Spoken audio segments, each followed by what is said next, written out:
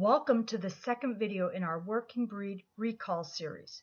We will continue the same training methods used to train our puppies and sport dogs. These methods will work on high drive and hyper dogs, even when other methods fail. Forget what you've been told about your dog or its behavior. Forget what you believe. These methods have worked successfully on dogs which were called untrainable. They can work for you.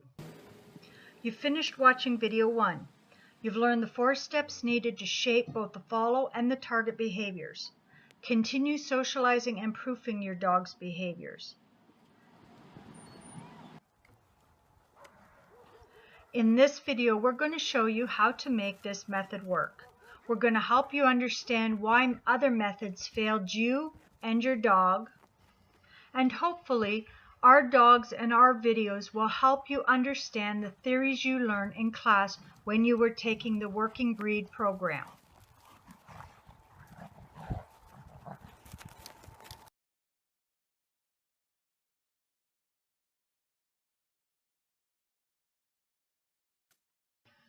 Ideally, bonding and teaching to follow should start in the whelping box at 6 weeks old and should continue until the dog is 1 year old.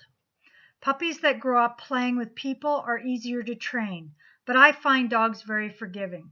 You should already see a difference in your dog's behavior after 2 or 3 weeks of playing and socializing. When trying to decide whether you want to play a game the dog likes or one that's easy for you, just remember, a dog that doesn't want to be with you won't come when you call. I find dogs simple. You get what you give. You can't cheat a working dog. You give 100% and you'll get 100% back. I want to make one thing clear. No matter how much you've trained your dog, no matter how rock solid its recall is, do not let your dog off leash outside of an enclosed area until it is at least 1 year old.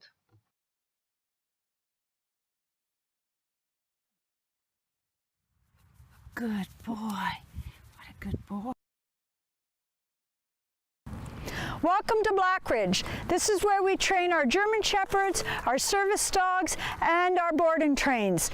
Today we're going to talk about 2 things. They'll be on separate videos, but we're going to video them both this afternoon. First, we're going to talk about recall. The second thing we're going to talk about is impulse control. If you notice this way, we have a highway. From the time my puppies are let out of the whelping box at 6 weeks old, I need to know they're not going to bolt for that highway. It's a lot easier to have me look good if we're training and showing you these demos in the training center. But we've moved it out here for the express purpose of showing you real world training in real world situations. It doesn't matter if your dog comes when you're in the basement. It doesn't matter if your dog comes perfectly in your backyard. You need your dog to come when you're out on a walk. You need your dog to come and to be able to call your dog off if it wants to go after a squirrel or if another dog's threatening it. You don't want your dog to engage with a dog that could harm it. This is very dangerous if your dog's not 100% trained. It is very important that you do all the work that we tell you and you practice. Before my dogs are let loose without a guardian dog, bringing them back in for us and helping train them, I have worked with that dog for 6 months. The secret to a good recall is to realize if you want the dog to come to you every time, the dog has to want to come to you. You're not going to get that giving it treats in a training center. The only way you're going to get that is to get a 100-foot leash, bring it out to a place like this and play with it.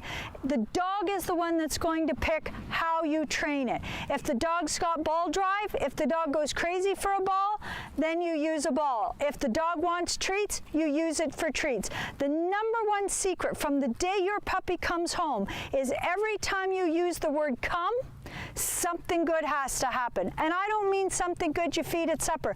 I mean you have to engage with that dog and make something incredibly exciting. You have to be the most fantastic thing in the world for that dog.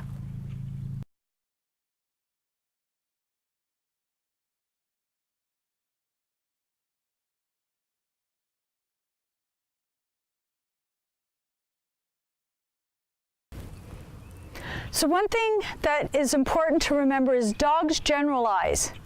If you're calling your dog in the basement and you've got it all set up, you have your distractions, your dog may believe that come only applies to in the basement. This is why a lot of people, their dogs will do their obedience training at home and they'll do their recall. They may have a rock solid 10 out of 10 at home, but when they go to the training center, their recall, their dog won't come.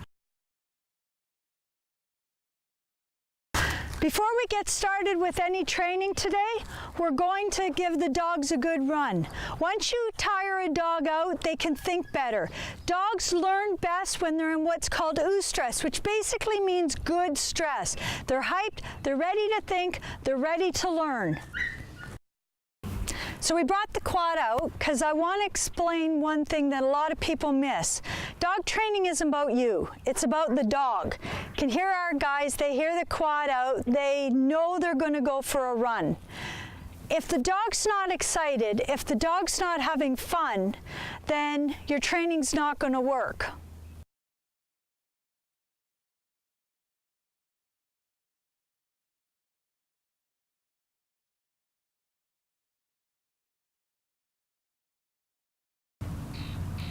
When it comes to recall, one of the things we have a problem with the German Shepherd is they run at 30 kilometers an hour. I can't run that fast. We use a quad. When we started running with the dogs of the quad, basically you just make a fool of yourself. You're going to do that anytime you're into a training situation. You yip, you holler, you carry on, you make it fun for the dog. It's all about the dog enjoying the trip. One of the things that you have to remember, the dog will just love to be in the game. The game that we're playing is running after the quad. You got to remember that dogs just want to have fun, and they want to have fun with their owners. When we get them out here running, we've seen them leave food, we've seen them leave toys, we've never seen them leave the game. They want to have fun, they want to chase after, they want to engage.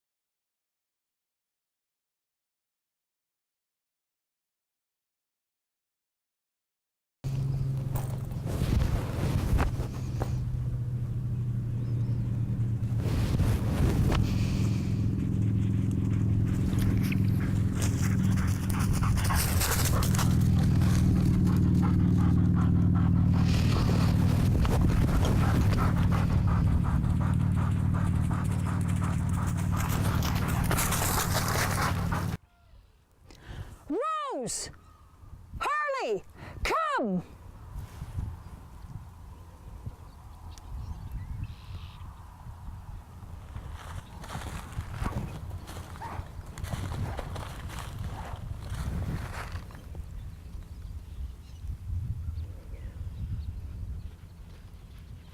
Good, good girls. Come on.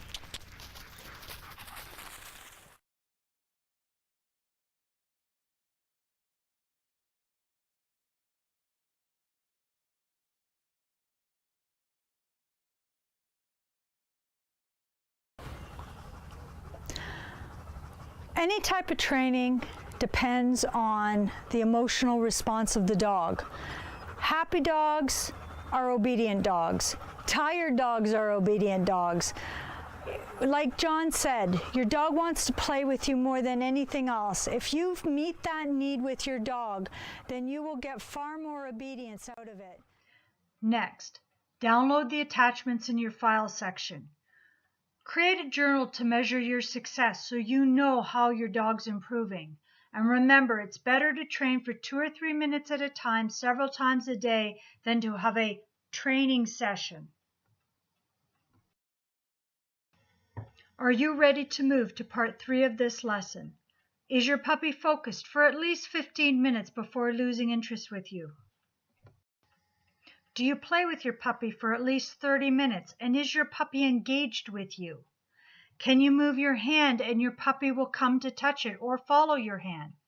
And does the puppy come every time from about 10 feet away?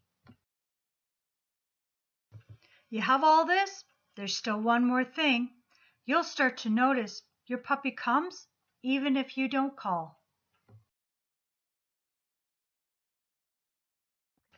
I enjoyed bringing you this lesson, and I look forward to seeing you in the next.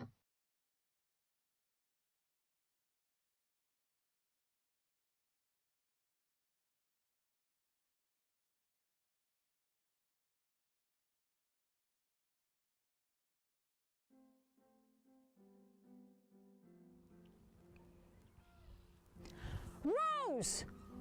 Harley! Come!